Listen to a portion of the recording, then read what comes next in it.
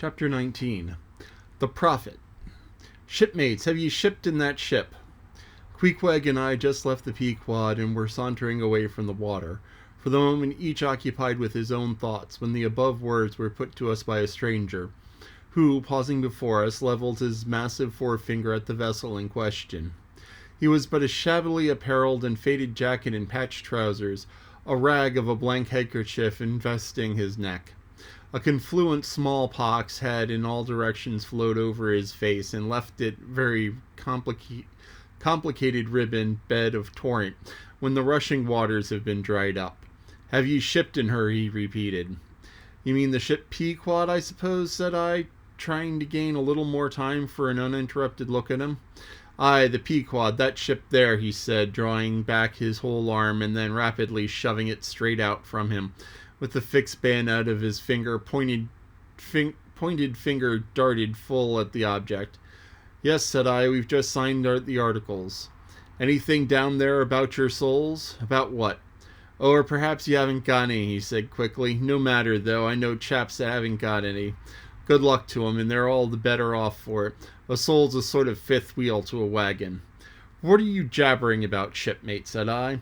He's got enough, though, to make up for all the deficiencies of that sort in other chaps, abruptly said the stranger, placing a nervous emphasis upon the word he. Queequeg, said I, let's go. This fellow is broken loose from somewhere. He's talking about something and somebody we don't know. Stop, cried the stranger. You said true, you haven't seen Old Thunder yet, have you? Who's Old Thunder, said I, again riveted with the insane earnestness of his manner. Captain Ahab. What, the captain of our ship, the Pequod? Aye, among some old sailor chap he goes by that name. Ye haven't seen him yet, have ye? No, we haven't. He's sick, they say, but is getting better and will be right again before long. All right again before long, laughed the stranger with a solemnly derisive sort of laugh. Look ye, when Captain Ahab is all right, then this left arm of mine will be all right, not before. What do you know about him? What did they tell you about him? Say that. They didn't tell much of anything about him, only I've heard he's a good whale hunter and a good captain to his crew. That's true, yes, both true enough. But you must jump when he gives an order. Step and growl, growl and go. That's the word with Captain Ahab. But nothing about that thing happened to him off of Cape Horn long ago when he lay dead for 3 days and 3 nights. Nothing about that deadly scrimmage with the Spaniard afore the altar at Santa. Hear anything about that, huh? Nothing about the silver calabash he spat into, and nothing about his losing his leg last voyage, according to the prophecy. Didn't ye hear a word about them matters and something more, No, I don't think ye did. How could ye? Who knows it? Not all Nantucket, I guess. But howsoever mayhap you've heard tell about the leg, and how he lost it. Aye, I've heard that. I dare say, oh yes, that one everyone knows the most. I mean, they know it's his only one leg, and it's a Parmacetti that took off the other one. My friend, said I, what's all this gibberish of yours about? I don't know, and I don't much care. It seems to me that you must be a little damaged in the head, for if you're speaking of Captain Ahab, of that ship there, the Pequod, then let me tell you that I know all about the loss of a leg. All about it? Sure you do. All pretty sure. With a finger-pointed eye leveled at the Pequod, the beggar-like stranger stood a moment, as if in a troubled reverie, then, starting a little, turned and said, You've shipped, have ye? Names down on papers. Well, that's signed is signed. And what's to be will be, and then again, perhaps it won't be after all. Anyhow, it's all fixed and arranged already. Some sailors or others must go with them, I suppose, as well as those other men. God pity 'em. Morning to ye, shipmates, morning. The ineffable heavens bless ye. I'm sorry I stopped ye.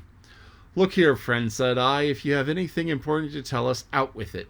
But if you're only trying to bamboozle us, you're mistaken in your game, that's all I have to say. And it's all said very well. I like to hear a chap talk up that way. You're just the man for him. Oh, the likes of ye. Morning to ye, shipmates, morning. Oh, when you get there, tell 'em I've concluded not to make one of 'em. Ah, my dear fellows, you can't fool my dear fellow, you can't fool us that way. You can't fool us. It is the easiest thing in the world for a man to look as if he had a great secret in him. Morning to ye, shipmates, morning. Morning it is, said I. Come along, Queequeg. Let's leave this crazy man. But stop. Tell me your name, will you? Elijah. Elijah, thought I, and we walked away, both commenting after each other's fashion upon the ragged old sailor, and agreed that he was nothing but a humbug, trying to be a bugbear. But we had not gone perhaps 100 yards when, chancing to turn a corner, and looking back as I did, who should be seen but Elijah following us, though at a distance. Somehow the sight of him struck me, that I said nothing to Queequeg of his being behind, but passed on with my comrade, anxious to see whether the stranger would turn the same corner that we did. He did, and when it seemed to me that he was dogging us, but with what intent I could not for the life of me imagine, this circumstance, coupled with the ambiguous, half-hinting, half-revealing, shrouded sort of talk, now begat in me all sorts of vague wonderments and half-apprehensions, all connected with the Pequod and Captain Ahab, and the leg he had lost, and the Cape Horn fit, and the silver calabash, and what Captain Peleg said of him when I left the ship the day previous, and the prediction of the squaw Tistig, and the voyage that we had bound ourselves to sail, and 100 other shadowy things. I was resolved to satisfy myself whether this ragged Elijah was really dogging us or not, and what intent crossed the way with Queequeg. And on that side of it we retraced our steps, but Elijah passed on without seeming to notice. This relieved me, and once more, and finally it seemed to me, I pronounced him in my heart a humbug. This is the end of chapter 19. The title of the chapter was The Prophet, and a prophet is someone who, with the help of God, tells what the future is going to be, tells people the future. And if you're to read the Bible, the most famous prophet in the Bible is Elijah. And so Elijah was a prophet, and he was the one who was the nemesis of King Ahab. So here we have this sort of biblical tie-in that this person is foretelling doom. Asked if Queequeg and Ishmael had sold off their souls to join on the ship, and he's like, some people don't have souls. Perhaps they already sold them. I don't know. But anyway, this is another bad omen about the voyage. So, we have this person who is talking doom, and don't know. Oh, smallpox. Smallpox was a nasty, nasty disease that is now gone. It was the first disease that was intentionally extincted by science. There was a massive worldwide vaccination program against smallpox, and everybody got it, and then there was eventually no more smallpox. I have a smallpox vaccination scar. Your Lolly has one. We were vaccinated for smallpox. We are some of the last people vaccinated for smallpox. They stopped vaccinating in the early 80s because there was just no more smallpox, because the last actual case was sometime in the 70s, where it was a lab accident. Before that, it was the 60s. So this was a disease that was intentionally wiped out. And what smallpox did is it caused a rash, little pustules across the whole body.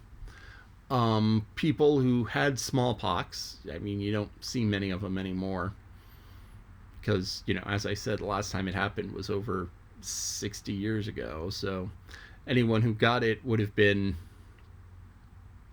Anyway, smallpox killed a huge number of people. It was like anywhere between 10 and 80% fatal, depending on the type of smallpox you got. And it left people with scars all over their bodies, all over their faces. And one of the ways that it killed people was that some people would get so much smallpox, have so many of these little blisters, that it would cover their entire skin, and their entire skin would just peel off. So just totally nasty stuff. And so that seems to have happened to this guy's arm and face, and he survived it. So his flesh is just like nasty scar tissue and red and raw. So this is someone who we probably won't see again, because, if he has this much hate for Captain Ahab, is he likely to follow? Probably not. But yeah. So Ahab did some things, got into a fight in a church, and spat in a... Yeah. Okay. We'll find out what happens.